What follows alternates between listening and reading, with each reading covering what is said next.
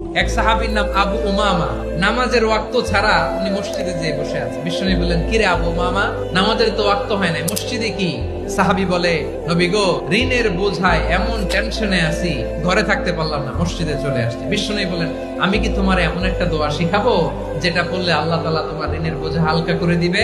আবু উমামা বললেন, ইয়া রাসূলুল্লাহ, অবশ্যই শিখাবেন। বিশ্বনবী বললেন, তাহলে তুমি পড়বা, আল্লাহুম্মা ইন্নী আউযু বিকা মিনাল হাম্মি ওয়াল হাযান ওয়া আউযু বিকা মিনাল জুবনি ওয়াল বুখল ওয়া আউযু বিকা মিন গালাবাতিদ দাইনি ওয়া কাহরির রিজাল। ও আল্লাহ, তোমার কাছ থেকে দুশ্চিন্তা থেকে পানাহ চাই, কৃপণতা, ভীরুতা, অলসতা, কার্পণ্যতা, এই সব কিছু থেকে, মানুষের কঠোরতা, আমার উপর মানুষের আধিপত্য এবং ঋণের বোঝা থেকে পানাহ চাই। এই দোয়াটা যখন বিষ্ণুনবী শিখাই দিলেন, আবু উমামা বারবার এই দোয়া পড়ে। আবু উমামা বলে, এই দোয়া আমি পড়তে লাগলাম আর পড়তে লাগলাম, কিছুদিন পরে দেখা গেল বিষ্ণুনবীর শেখানো এই দোয়ার বদৌলতে আল্লাহ তাআলা আমার সব ঋণ পরিশোধের ব্যবস্থা করে দিয়েছেন।